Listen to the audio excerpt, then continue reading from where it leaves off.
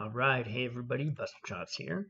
So, I'm just listening to a bit of a Tim Pool video here, and it just got me thinking about a particular point.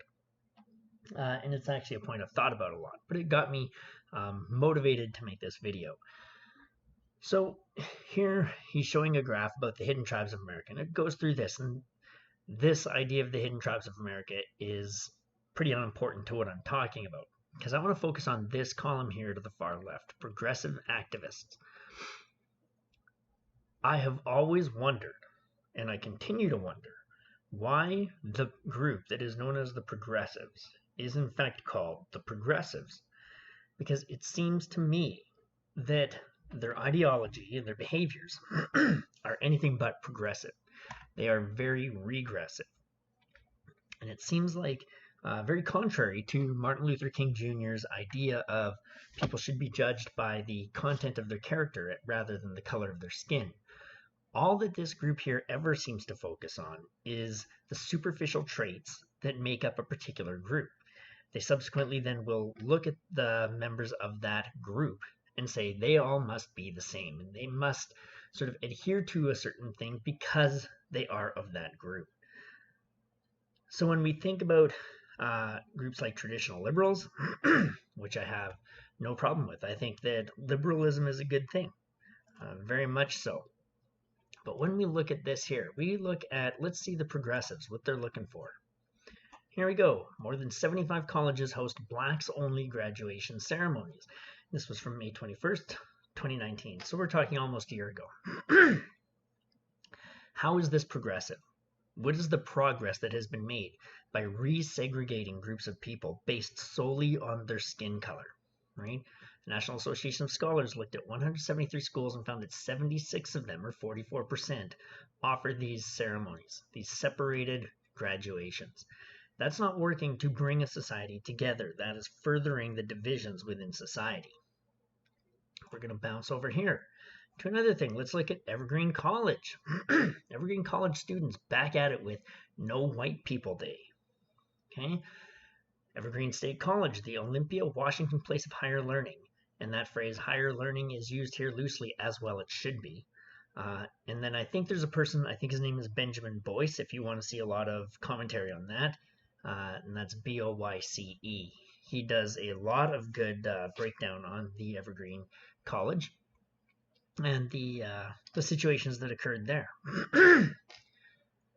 So it made mid-2017 national news for its black students' demands for all whites to leave campus for a much-needed day of time out on Caucasians. Okay? That is ridiculous. Okay? How is this, again, how is this unifying? How is this progressive? What is the progress that has been made? This is why I will never call these people progressives. To me, they are the regressive left. And every time people say progressives, I need to correct them and say, no, no, no. They are regressives because they look to go back to a time when people were segregated by race. Right? Continuing on, we're going to look at something else here. Oh, look. A black student tells white students to leave the multicultural center because they make her uncomfortable. This was something that most people probably heard about. It was earlier this year, February 13th. Here you go. There's this odd prevailing myth in the social justice community that you can't be racist to white people because racism is defined by prejudice plus power. No, it's not. Okay? Very clearly, no, it's not. Racism is simply the belief that people are either more or less valuable based solely on the color of their skin, which is ridiculous. Okay? But if we go by that, then subsequently, in other words, only white people can be racist because they are the race that holds all control over the Western world.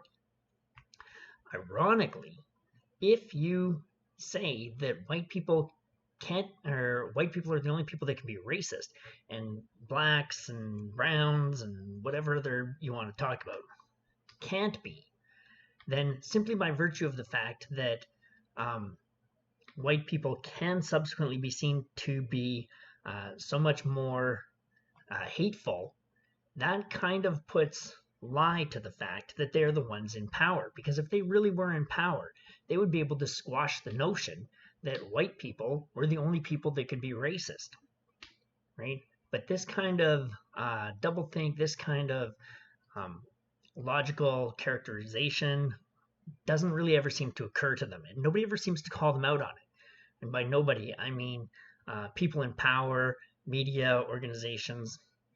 A lot of these just go along with the line, right? They don't stop and say, if this is true, then why is it not that all these powerful white people who hold control over all the Western world don't just simply use that power and say, hey, you're wrong, we're going to change the definition, right?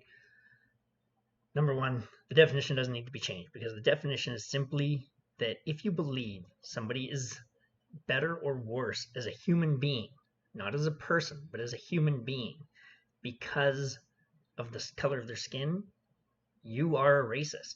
Plain and simple. Now, if you believe that somebody is better or worse because of the culture, I could do a video, I probably will at some point do a video on the difference of culture, because there are definitely cultures that are better and cultures that are worse than others. And I do think that you can say people who adhere to tenets of certain cultures are therefore better or worse. But ultimately, according to the SJW crowd, we're going to come back to this. This means anyone who is not white can discriminate or be cruel to anyone specifically because of their white skin, and not be considered racist because they consider themselves underprivileged. Okay? So subsequently, this woman comes out and says, you can't take part in the Multicultural Center. To be fair, she didn't say you can't take part. She said you need to be very conscious of your presence here, right? Because it makes her uncomfortable. But again, this is racist. This is regressive. This is not progressive. And to the point that I was originally looking to make, I will never figure out why people so readily refer to this group as the progressives, because they are anything but progressive.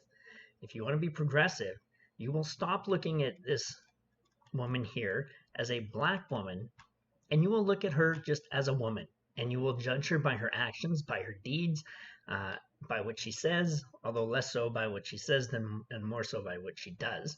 And you will say, is this a good person? Is this a bad person? Is this a person that is usually pretty good? Is this a person but occasionally does bad things? Is this a person who's usually bad but does occasionally do good things? Is this a person who is kind and thoughtful? Do they take part in their community? Do they help others? All right? Or are they very selfish and self-centered? Right? That's how you should be judging people, by the characteristics of their character, not the characteristics of their skin. So that's my thoughts on progressives.